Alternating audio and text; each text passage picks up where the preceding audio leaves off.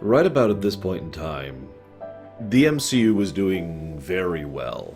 This is also when the finalization of things being shifted over to Disney was going through. In fact, if I'm not mistaken, this is the first film of the MCU to be done completely under Disney. I could be wrong about that. And this film, well, this is an interesting film. This is definitely a Star Wars effect, although I still need to rename that at some point. In other words, a film that by all accounts should not have succeeded, but basically got really, really lucky and turned into a smash hit. Its plot isn't that excessive. It's not a super amazing plot. I mean, a bunch of misfits end up thrown together and then turn into fast friends by the end. We've seen that story before. And it was being released in August, which at this point in history, which, I mean, this is only a few years ago at this point, was considered the dump month when it comes to films. Like, that's when you put films that you don't expect to sell well. And it also happened to be about the Guardians of the Galaxy, which the general reaction amongst comic viewers was either, who? Or, why would you make a movie about them? Or, if you want to get really nitty-gritty, which? So, we have a situation where everything was going against this film. I mean, there's no way this is going to succeed, right? And yet, it was being done deliberately, and I don't know who decided this, but somewhere, someone up at Marvel decided, let's see if we can make something successful of one of our least known properties. Now, I've kind of mentioned this before when it came to Captain America 2, and I'm pretty sure I'm going to bring this up in the Ultron video, which actually goes before this one. Don't ask. But the point is, given the whole X-Men mutants thing that was going on at this point in time, I have a feeling that this was an attempt on their behalf to basically try to open up things that weren't directly connected to mutants or the X-Men, while still opening up things that would be tangentially connected to the mutants and the X-Men. In fact, one of the things that's been said specifically about this film is they wanted to bring Cosmic Marvel into the MCU. And here we are. They also really wanted to try and, well, basically ensure that even though this film surely wasn't going to sell well, they wanted to make sure that they at least recompensed their losses. This is one of the reasons why Winter Soldier came out the same year as this film, just a few months earlier. So they put this one in the dump slot, and they tossed it to this guy who, they didn't really have a lot of faith in. The casting was interesting, because the casting is basically brilliant, if you think about it. Almost everyone who was cast is someone who had a lot of either enthusiasm or a specific slice of talent. I'm going to share something with you. I actually have a picture saved right here. These are all of the people who auditioned and screen tested for Peter Quill. Joel Edgerton, Eddie Redmayne, Jensen Ackles, Lee Pace, Wes Bentley, Jack Huston, Cam Gigantet, Sullivan Stapleton, Logan Marshall Green, Garrett Hudlin, Chris Lowell, James Marsden, Jim Sturgis, Joseph Gordon-Lewitt, Aaron Paul, Michael Rosenbaum, Glenn Howerton, and John Krasinski. Now, I know what you're thinking. Well, that's a huge number of lists, and depending on who you are as far as film and acting geekdom, you may be like, why do I care about these names? That's not the point. The point is that it was a huge list, and mostly smaller name stars at the time. People who were not A-listers, for example. And that's kind of the thing. They brought in a bunch of actors who at the time were consistent of B-listers, with only really one significant exception. That would be Vin Diesel, consequently. So they brought in a bunch of B-listed actors who were good. I know that sounds like a strange thing, but as I've talked about before, Marvel started to formulate a formula right about at this point in time, historically speaking, with regards to the MCU. And that formula was send out talent scouts to find people who aren't big names, who aren't going to charge a large amount of money, and who don't already have a huge amount of establishment, and give them a project and see what they do with it. Now, obviously, they don't seek out small names. Well, sometimes they do, but still, for the most part, this is people who are actors and have a career behind them. But that's about it. Zoe Saldana is actually probably one of the better examples of this. She obviously was an actress and had been in several large pictures before, but never as an A-lister. Whereas at this point, she was basically being asked to be the second main character. Little stuff like that. Dave Bautista, of course, Bautista, I hope I'm saying that right, because I actually have a lot of respect for the man, who was really, really enthused and excited about getting into this, and specifically went out of his way to take acting classes and lessons and trying to shore up his abilities, because he really cared about doing the best job he could, because he was so excited about getting the project. Just stuff like that. But my favorite story about casting has to be Chris Pratt, the lead. See, the thing is, most of the people I just mentioned are basically action stars, to some extent or another. And that's why they didn't really go. Because Peter Quill is not an action star. Oh, he has action sequences, but that's not his role. That's not his thing. He's not Batman. He's actually closer to Deadpool than anything else, at least as far as direct parallels. So, how do we cast this person? Chris Pratt really wanted this role. Apparently, Chris Pratt had also tried to get into one of the previous G.I. Joe films and completely failed at that because he's not really an action star. That's the funny thing. You ever see how many action films Chris Pratt is in? Because that's not really what he's good at. I mean, yeah, sure, he can look the part, and sure, he can do his shtick, but he is good at the personality. I myself have said that Chris Pratt plays Chris Pratt in basically every film he's in, right? And so he just kind of portrays his own particular shtick in just about every presentation. Now, I'm not complaining about that. I actually enjoy him, and I enjoy most of the movies he's in. Most. Hell, I'm looking forward to seeing Lego Movie 2 at this point. But the point being, of all of these portrayals, he was the one who was able to portray someone who was more of a comedic lead rather than an action lead.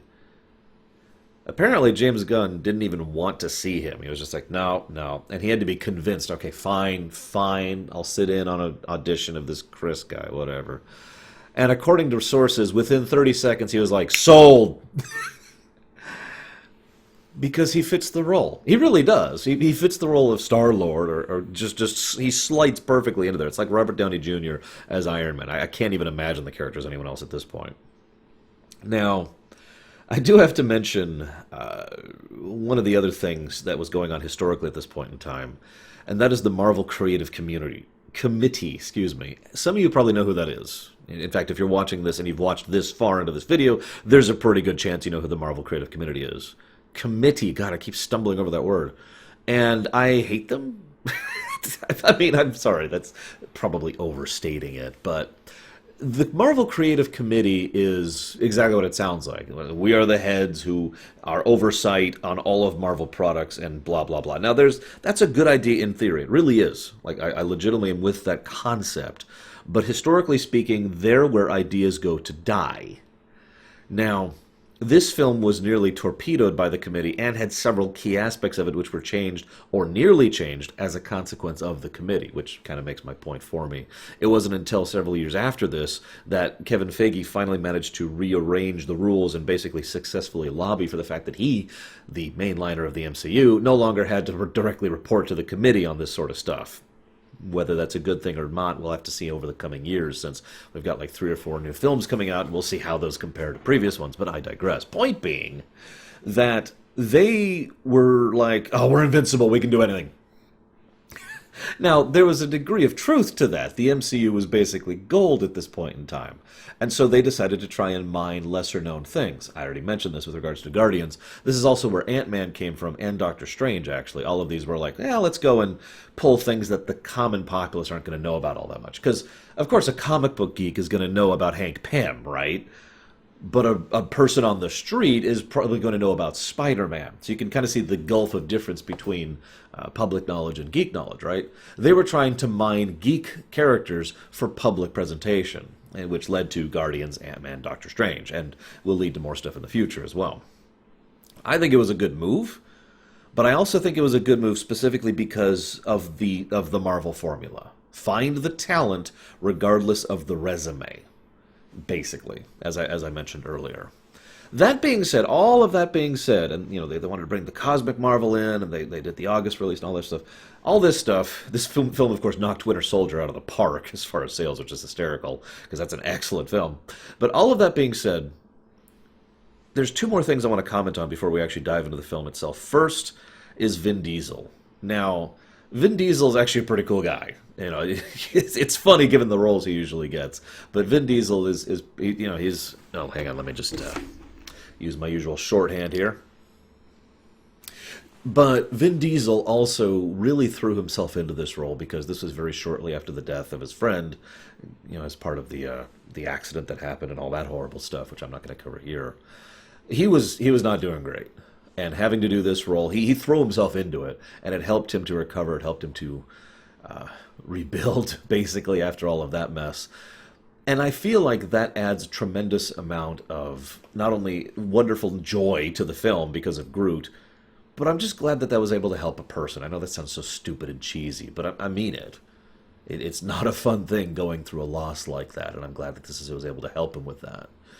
Funny fact, though, really quick, while I'm talking about factoids, did you know that all of Groot's lines of dialogue were actual lines of dialogue? You know, the script, the original script actually had it all written out. It's just those lines were taken away from the scripts that were given to other people. Only Rocket's voice actor and Vin Diesel were given the actual script.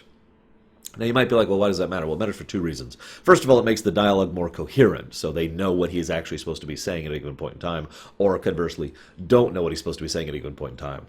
But more to the point, Vin Diesel recorded each I Am Groot individually with the tone and intonation of what it was he was actually saying, which in my opinion adds tremendously to the performance. Anyways, last thing I want to talk about. I walked into this film thinking, whatever. Like, I even knew who the Guardians, well, several of the Guardians of the Galaxy were, and I'm just like, yeah, this is just gonna be stupid. But whatever, I'm willing to take it on faith. You know, I'm willing to try it. It might actually be good, and I had enough friends who were interested in going and seeing it. Oh my god, this film is awesome. It was basically how my movie-going experience went for this one. I'm just curious how many of you guys had a similar experience. Funnily enough, I had almost the identical experience to Star Wars Rogue One. Sorry to segue, but it really was almost the same thing. Yeah, I mean, sure, whatever. I guess I'll go see it. I mean, it might be good. I'm not expecting anything. Oh my god, it's amazing. So the intro smashes you in the face. Wham! Hi, these are the emotions, and they're beating the crap out of you. Your mother's dead. And then he gets kidnapped. And then, and the best part is the fact that he doesn't take her hand. Her dying wish was to hold her son's hand, and he didn't. And you know that stuck with him. There's also a couple lines of dialogue she says that I just have to mention in brief. You know, he was like an angel, and he was so bright, and so someday when your dad comes back for you. All of that was not hyperbole, as we discover thanks to Guardians of the Galaxy 2. I'm not going to spoil that film here. I just find it interesting that those seeds were already planted right at the beginning of this film. At 6 minutes and 19 seconds, the tone of the film is firmly established, and we now know exactly what we're in for as moviegoers. This is half parody, half serious, or what I like to call serious comedy, and pretty much a deconstruction throughout the majority of it. Because dark, horrible grittiness. This is also why this will probably be a shorter video than most of my other MCU videos are, because it's hard to discuss a comedy. There's only so much I can say about something that is deliberately intended to be funny.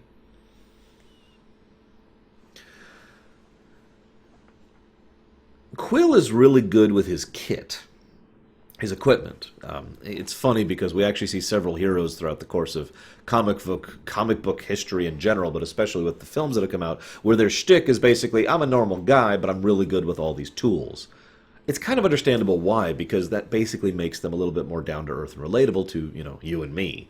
The idea being that with enough training and experience, we could actually do the same things that Star-Lord does, or Stark does, or you know, Batman, for example. Though Batman's a little bit out there, but you get the general point. These are still people, and thus they are tool users. And there's also a degree of appeal from a writing perspective to write for a tool user superhero, because they're only limited by their tools, and tools can be a lot more utility than, for example, shooting lasers out your hands, right?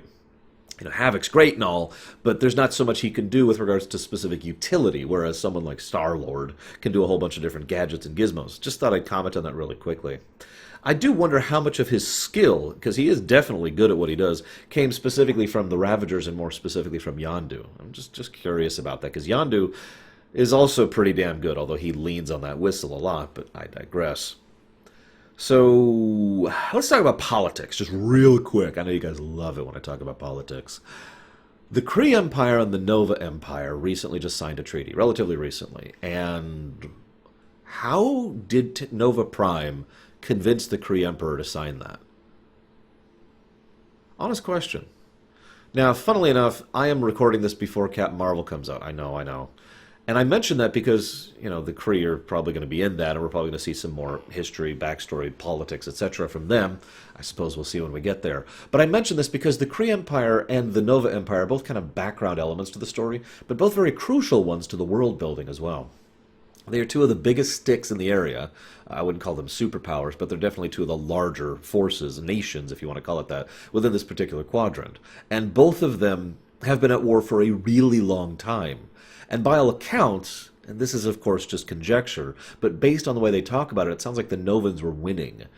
What I want to know is how or why, because the Novans themselves are shown to be not super great in combat when going up against one battleship.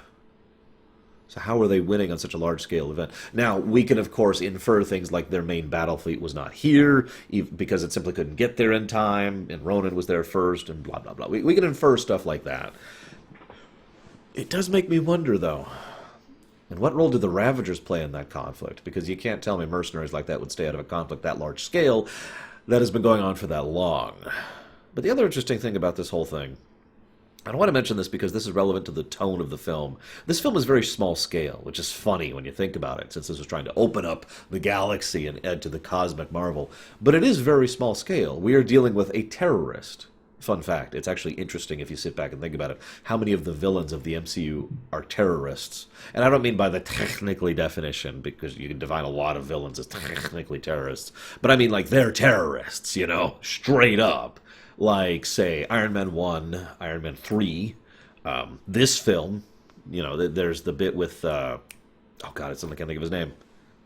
There are other examples. Let's just move on before I stumble here too far. Because that is exactly what Ronan is. First time we see him, he is literally bathing in a bath thing.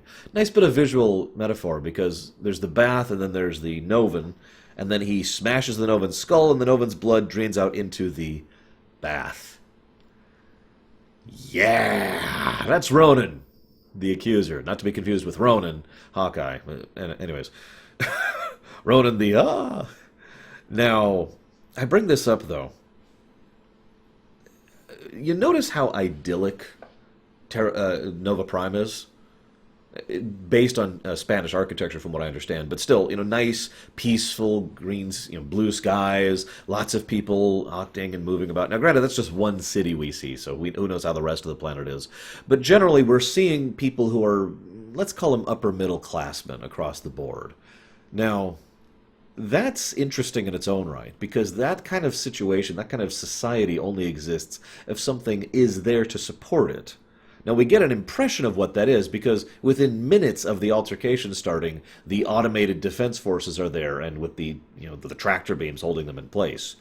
Now, that's actually kind of slow if you think about it, but at the same time, that sort of automated process kind of gets you across the idea of how exactly they maintain this idyllic atmosphere. And also, it's interesting to note that for the crimes of fighting, discharging a gun, and I'm not sure Groot did anything really, being sliced up, these people are sentenced to an unknown term in the high security prison that they have out in an asteroid belt.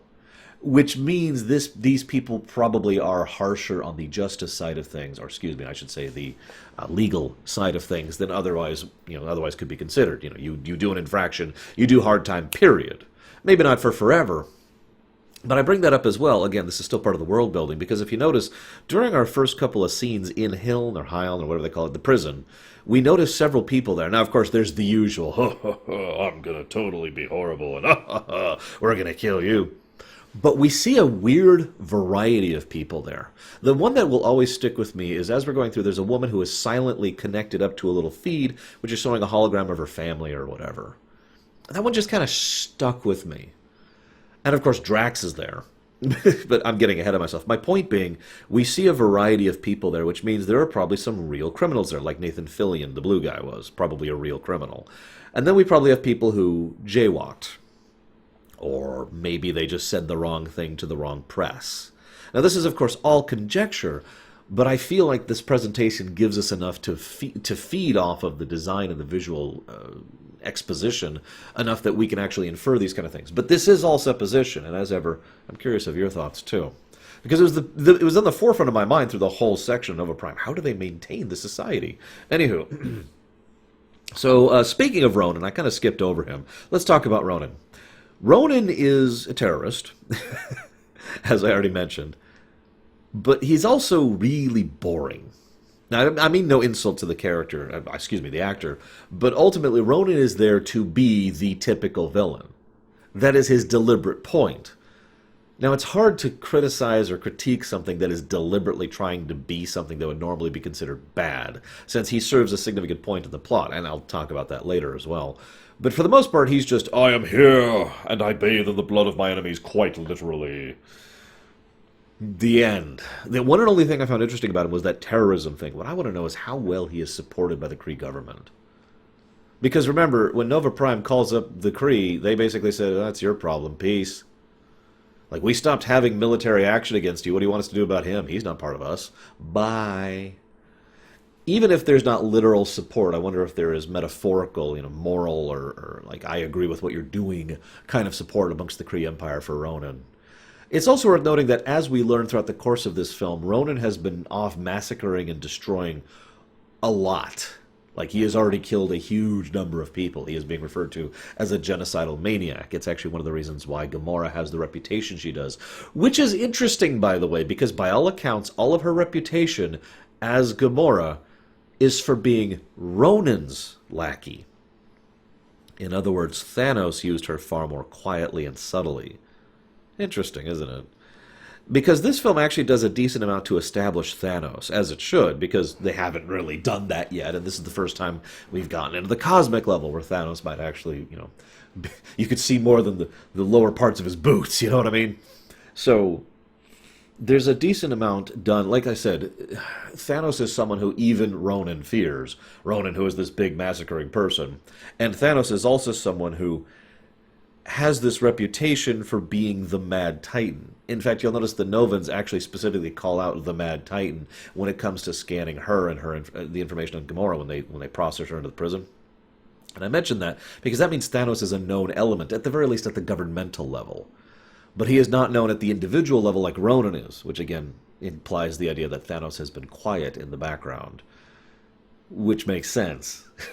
As is eventually established in Infinity War, Thanos himself is quiet. He actually only goes loud when he finally believes he has access to all of the souls. All of the stones.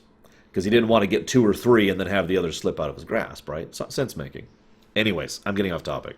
So Ronan's generic. I am generic man. And then we have Nebula and Gamora, who both chomp at the bit to go and try to retrieve this stone. It's hard to really digest Nebula's personality and interactions just within this film because she's the simplest way to explain her would be to say, it's complicated. I will miss you. You are the sister I hated the least. You are both crazy. I'm out of here. And she just kind of jets out. Okay.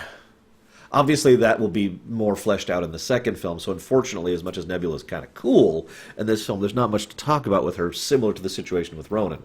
Gamora, on the other hand, well, we know exactly why she wanted to get the hell out of Dodge.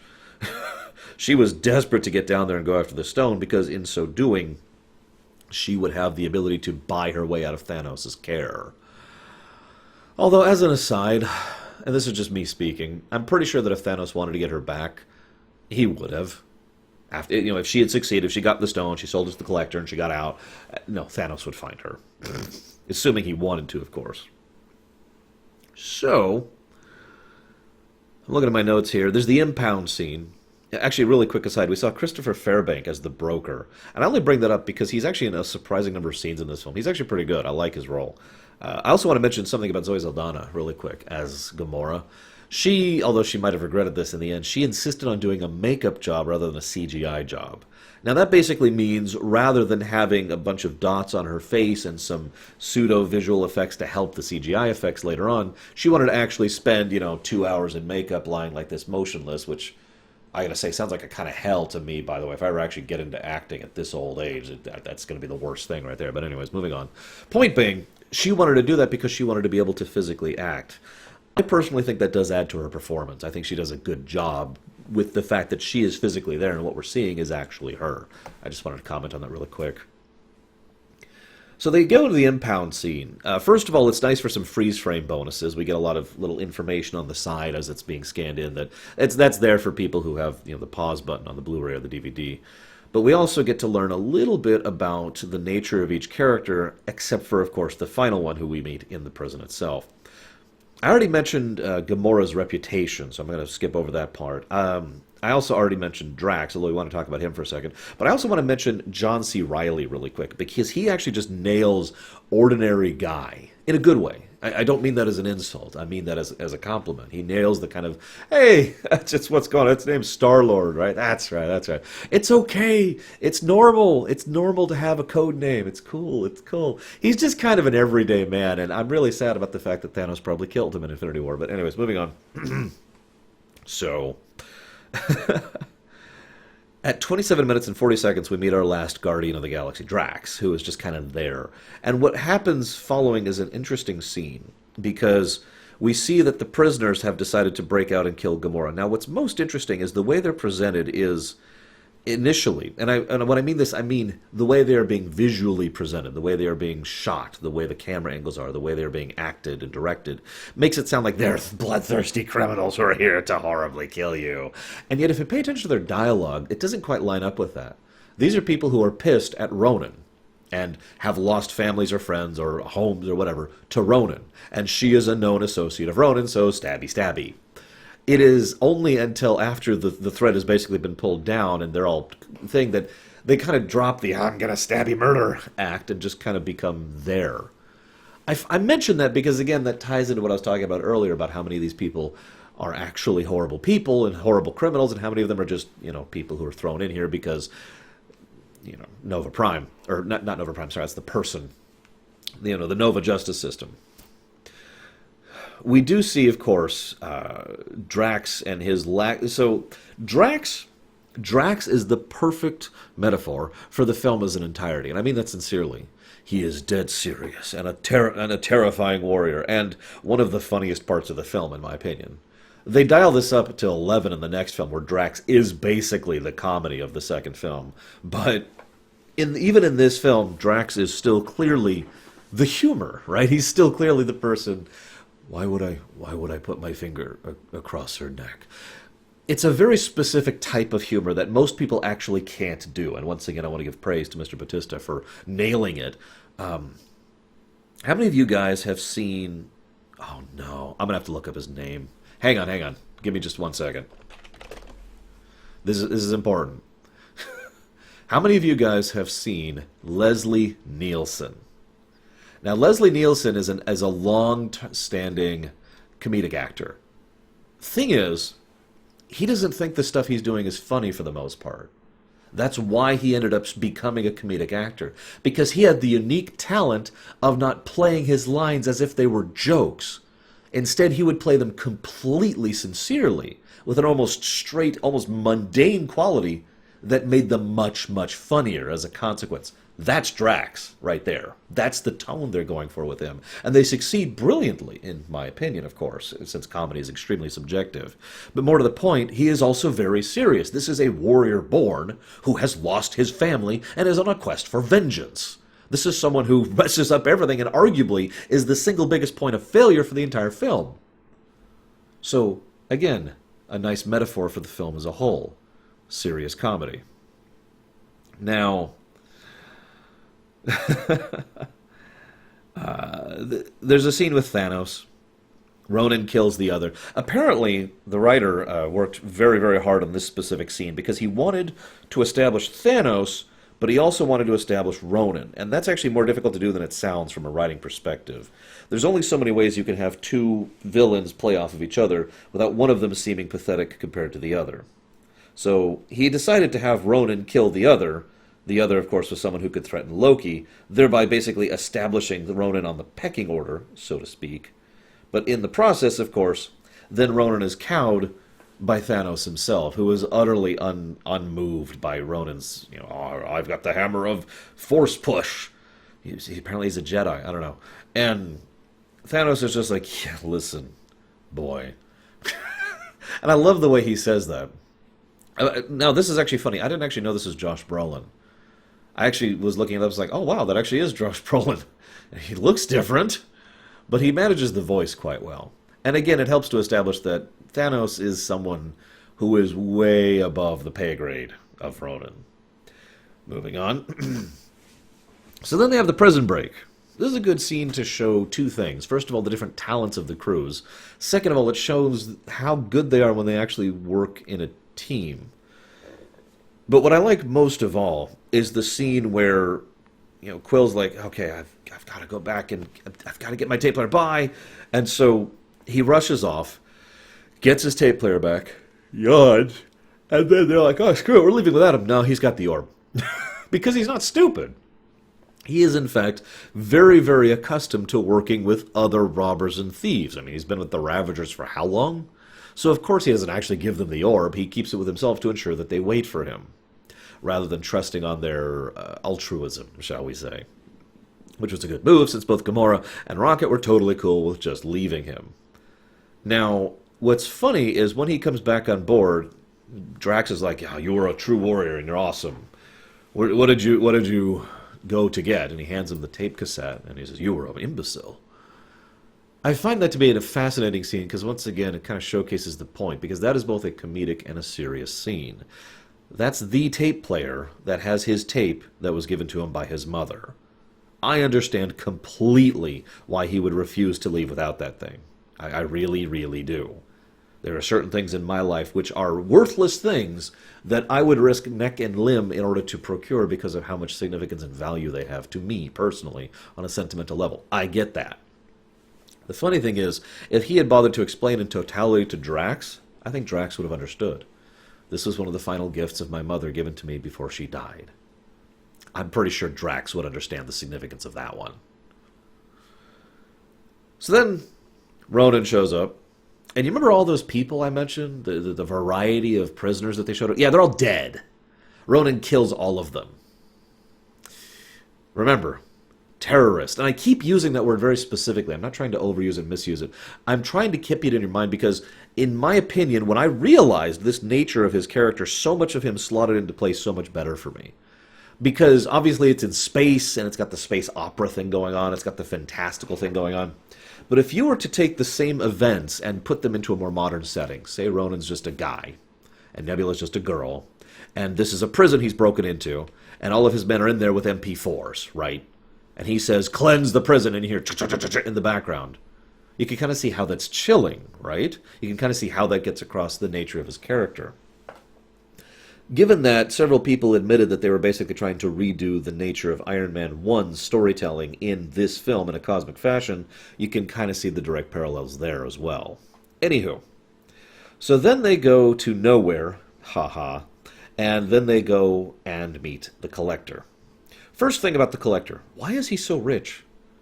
The world builder in me is desperate to know the answer to this question, because to my knowledge, the MCU has never answered this question. This is someone who can offer billions of units to establish his collection. Okay, I'm with the idea of an eccentric collector, but that money has to come from somewhere. Second point, you notice the Dark Elf? Actually, if you're paying attention, pretty much the entirety of the Collector's collection is just Easter egg after Easter egg. But it's also worth noting that the Collector is really, really horrible. The first time we see him here, of course, since obviously he had the cameo back in Thor 2, but the first time we see him here, he is threatening a woman for not working hard enough because she's his slave, in order with tossing her into one of the cubes like he did with one of her fellows. And we see a shot of her looking terrified and in pain. Nice guy. I only point that out because several people were wondering how exactly, what flavor they were going to go with the Collector when they got to this film, because we saw the tidbit in Thor 2, and I was just like, whoa, what is wrong with you? Jesus. Anyways, so slight question. We're talking about this really quick before we move on about the Collector. Why did Quill never go back to Terra? Honest question. Don't tell me he can't find it. If nothing else, it would be relatively easy to find within the confines of the galaxy, but more to the point, we know that they have the coordinates for it because the Ravagers have already been there. Yondu already went there to collect him. Why, in all of the years since, has he never had a desire to go back to Earth? It's just a weird thing. And I just wanted to comment on it briefly, because I'm very curious where that's coming from. Anywho, back to the Collector. So then we have Karina. Now, Karina's interesting because she serves a very important plot point. She manages to give us across two pieces of information very, very quickly. First of all, well, I shouldn't say pieces of information. She serves two purposes in the plot. The first is to mess everything up, because we need things to go badly to get to the bad part of the story, when things go badly for everyone. Duh. Second part is she serves as exposition. Yes, the Collector's like, oh, these are the Infinity Stones. And this is, if you're paying attention, obviously comic book fans and whatnot are like, oh my god, because the first time we heard the words Infinity Stone, back in Thor 2, we were like, oh my gosh. And of course, we've been guessing that these were Infinity Stones pretty much ever since the Tesseract showed up. But remember, these films hit an audience that is greater than the comic book fandom. In other words, they hit people who don't know the comics. So this scene is actually, as much as it is pure, just dry exposition, it is a necessary scene for the component of the MCU as a whole. It is sitting down and saying, this is what the Infinity Stones are. When all of creation was made, the 6 aspects of it crystallized into these stones. That's what they are. And then he immediately, you notice he doesn't really talk about, the nature of the stones as a whole, although he does reference each of them briefly. In fact, the one we see the most of is, of course, the Tesseract, since that was like all of Phase U was about the Tesseract. But instead, he focuses on the Power Stone, the one that's in this film, the purple one. Makes sense, since that is the focus of this film, and you don't want to dry too much exposition down people's throats. I mean, imagine putting sawdust on someone's throat. After a while, it's going to get to be a problem, right? So instead, he then, Karina then does perfect exposition by showing us exactly what happens when someone who can't control that stone uses it. It's bad. And then everyone freaks out, and then Drax shows up. Ronan shows up. Because what happened immediately prior to this is Drax and Rocket both got drunk. Now, we don't really see much of Drax drunk. What we do see is a lot of Rocket drunk. It's the first bit of characterization we've had for him. We get to see that this is someone who has a huge chip on his shoulder. This is someone who is legitimately pissed at the galaxy and people who probably look down upon and despise him. Keeping in mind that 2 people throughout this film have already, at this point in time, called him both vermin and rodent. Now, I don't know about you guys, but that would wear the hell out of me after a while. And I'm, human-sized. I'm 6 foot, that would bug the crap out of me if I was a raccoon. Not that he knows what a raccoon is. Now he's touched, by the way, in the prison. We actually see his cybernetics on his back. Just really minor touch I wanted to point out there. So we see a little bit about where he's coming from. And I point that out because we actually get a lot of characterization for Rocket throughout the Nowhere sequence. Later on, he basically says, Peter, no, she's gone.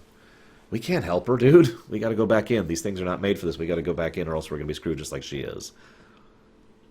Rocket is not evil. He's not even selfish, per se. He just is extremely realistic. He looks at the galaxy... realistic's probably the wrong word there. He is realism tinted with cynicism. He looks at things as they are, and he sees things as the worst as they can be. He looks at this and this is a mess, and this is horrible, and everything's horrible. Notice that his big plan for dealing with this Ronin situation is to go to the other side of the galaxy and hope that they can survive until the galaxy is destroyed. And he notes, even in his tone and his presentation, you get the idea, this is not something he wants. It's just, that's life, and life sucks, so what am I going to do about it? It is Groot and Drax who actually managed to talk him into the idea of, there's a great line Rocket has, yeah, so what? Those are the only friends we've ever had. Who cares? There's nothing we can do for them. It's just the 2 of us versus an army of them. And it is Drax who stands up and says, 3. Keeping in mind that to this point, the biggest antagonizement has been between Drax and Gamora, for obvious reasons, and Drax and Rocket, for obvious reasons. Drax being willing to stand up for that one, that's significant. Especially for someone like Drax, who is really big on actions, not words. And of course,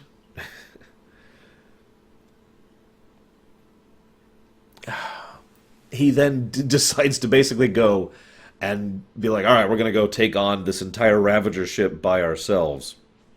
As a quick aside, some people have asked me to comment on this, so I'm going to talk about this since we're talking about Rocket right now. Some people have said, what's the difference between Rocket and Quill? Because they're both tool users. Well, no. See, Peter Quill is someone who is more like someone who is a very skilled, I would call him an agent more than a specific fighter. He is someone who knows how to use his toolkit very, very well, leaning towards the Batman side of the equation. Rocket is leaning more towards the Tony Stark side of the equation because, yeah, he can use tools, but that's not his big shtick. No, his big shtick is building and inventing. He is the one who is very, very smart and can figure things out like that. Remember, he's the one who put together the plan to get out of the prison within minutes, remember. He's also someone who knows exactly what he needs from where he needs and how he needs it because he's just that good with tech. Again, very Starkish, like I said. So that's the main difference between the two. And we see this because he goes out after the ship, the Ravager ship, with a gun, which doesn't do a lot of damage at first. But then, considering what we see that gun do later, I'm pretty sure that would have ripped the Ravager ship in half. I mean, this is Rocket we're talking about here. It might blow up a small moon. By the way, quick aside. At first I was going to write down every time this movie made me laugh. I quickly realized how much of an exercise in futility that would be. Plus, I'm not sure you don't want to hear any of that, right? So, they go to try to rescue them. And then there's this bit where, Quill saves... Quill basically is like... And I like this because it's clear that he is not a bad person, but he doesn't want to do this. This is stupid, and he's just going to get caught by Yondu, and yeah, okay, fine, whatever, fine. I'm just going to go rescue her, fine, whatever. Notice he does call for Yondu first, though. It's not like he is sacrificing himself per se. It's just he's sacrificing himself to Yondu to save her life. Why do you think he did it? I really would like to know your guys' thoughts, because you'll notice earlier in the film, he rescues her from Drax and from, the thugs, and here he rescues her from, being spaced by Nebula. Why do you think he did both of these actions? Now, I could believe the earlier action was more because, ooh, she's pretty. But the second action, well, that's a little bit much for a pretty face. I'm not going to give my own answers here. I'm very curious of your guys's, so it'll be interesting to read in the comments section when we get to that. So, Yondu picks him up. He manages to talk his way through Yondu. It's another thing Quill's good at, is talking. That's something that Rocket is incredibly inept at. What if I want something and he has it? Well, then that would be stealing, and that would be illegal. But I want it more than he does. Obviously, I should have it. I want it more. What's the problem here? Yeah. This leads to a scene where the Guardians are all standing around in a circle. And, well, basically, this scene is portrayed completely straight. And you know what? I like that. Call me a sentimental sap, but this scene is just completely serious and completely straight, as all of them are like, all right, look, we've got to stop Ronan. He's going to go kill billions of people. He is a madman and a terrorist, and he needs to die. We have to go stop him. We need to get the stone away from him.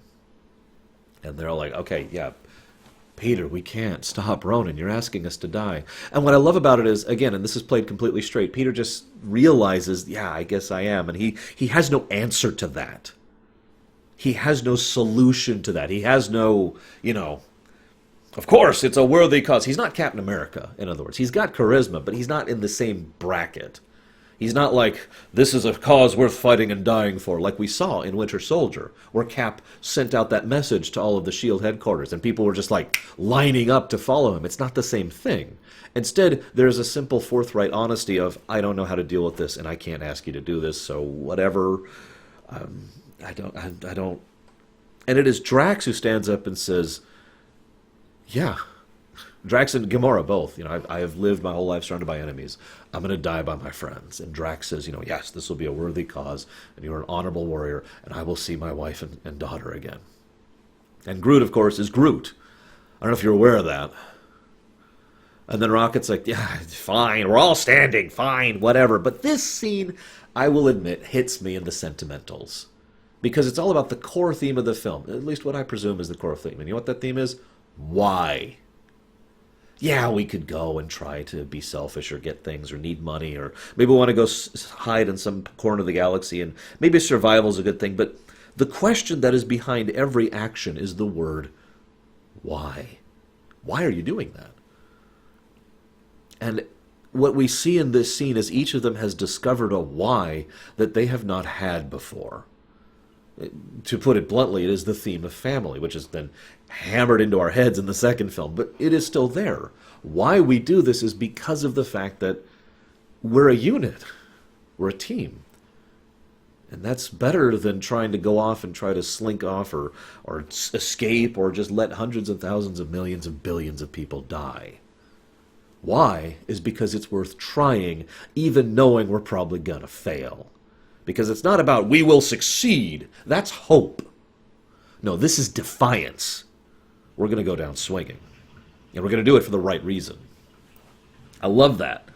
So we get to the big action sequence. As usual, I don't have much to say about the big finale action sequence of any given film. The ship field shows up. Yeah. It's an interesting stratagem. I'm not sure what to make of it. You'd think they could have mustered something else, but whatever. Novan Empire, I don't know. Maybe they were like Britain, and they were like, you know what? Let's stop making ships and weapons. It'll be cool. Germany's cool. Yeah. Who's Hitler? Anyways, there's a great scene where Drax is basically being all sentimental, and he's like, "You are a good friend, and you are a good friend, and you." And Gamora's like, "Just stop!" And then Nebula comes in and just starts insulting and spitting at Nebula, and Drax just shoots her. Nobody talks to my friends like that. My audience cheered at that scene when we were in the theater. So we see the whistle arrow. Yondu has been kind of demonstrated to be a threatening presence, but anytime you have this kind of a threatening presence in a film, you usually need to follow through with why they're so threatening. So Yondu takes out an entire squadron of the Necro dudes by himself, and a ship, with the whistle arrow. And that's a good scene, because not only is it cool, but it establishes why Yondu is so terrifying that he can do something like that. Then there's a great scene where Groot kills like 30 guys. Whoa, that's weird.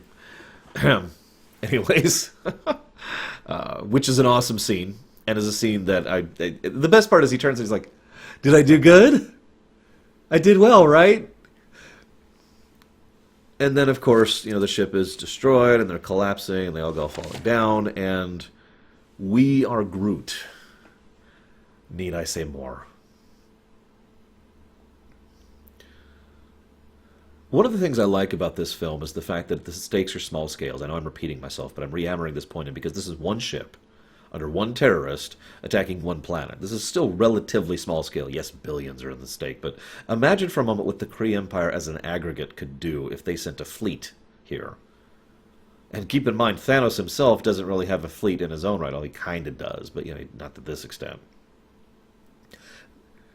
So Ronan gets out on the planet, and this is the problem with Ronan. This is why I mentioned earlier that Ronan's boring, but I still accept him because he still fits into the slot of the puzzle very perfectly. He is a typical villain. He cannot help but go down there and speechify and be like, "Yes, I will kill you all because I am the evil guy. Know that your end." He starts monologuing. He straight up starts monologuing. And thus, of course, he gives them time to stop him. So this, of course, then makes perfect sense, because then Quill starts doing a dance-off with him, and he just... Credit to the actor who plays Ronan. This is the one scene where the actor really sells the role, because he is just blue screening over this. What are you doing? It's a dance-off, bro! Yeah! Shimone! He just... Because, see, here's the thing. We look at that, and we could joke. You remember that... Some of you have probably seen the How It Should Have Ended for this, where he just like, okay, whatever, dance all you want, smash, and then everyone's dead. But the problem is, that actually isn't how people work. Someone who is that into the role, someone who is this dark, horrible person who has killed millions of people and bathes in the blood of his enemies, quite literally, is going to see someone dancing at him, and he's just going to shut down, like... Wait, what? I mean, really put yourself in his shoes for just a second. He's about to kill a whole planet, and this guy's dancing. What? And his brain, you can see, is just trying to comprehend what he's looking at, until finally Rocket shoots the hammer, knocks the thing out, and they all grab it. I mentioned the ship earlier. The ships that were all forming the web. There's a lot I could say about that, but the thing I really want to say about that, aside from how bad of a tactic that is the fact that it showed the strength of numbers, which is actually a really big secondary theme to this film. Teamwork. What multiple can accomplish that a alone cannot. And, well, we see this because, and I really like this scene because Peter literally cannot do this alone. None of them can do this alone. So they don't. And they each grab each other's hands and then share the power and essence of it and channel it through Onan and disintegrate him. And then the finale then concludes, and we see basically the denouement, the epilogue starts playing. Some cool stuff there. We get to see Riley's character being with, hey, here's his family. It was actually, we actually saw them earlier, and they were saved by Rocket, go figure. And we get to see, the Awesome Mix Volume 2, which is awesome. We see Groot's son, which will be the Groot in the future films. But what I like most about the epilogue is the reason why he insisted on being called Star-Lord. Because if you think about it, on the surface of it, it just makes perfect sense, right? I mean, he's a kid from the 70s who was suddenly dragged. Or was it the 80s? Either way, he was suddenly dragged into space and completely detached from the cultural norms of society and humanity. So it's just kind of a cool sounding name that ultimately would really only sound cool to a kid, right? There's that specific thing that is only cool if you're younger. You know what I'm talking about. Star-Lord, yeah. But we find out the real reason he goes by that and insists upon it and is so happy when someone finally acknowledges that it is because that's what his mom called him. That was her little nickname for him back when he still had her. And that's kind of awesome. This is a surprisingly good film. This film should not have been anywhere near as good as it was, and I'm very much glad that it was as good as it was, because I loved the hell out of it. I hope you've enjoyed my thoughts, brief though may be. I'll see you next time, guys.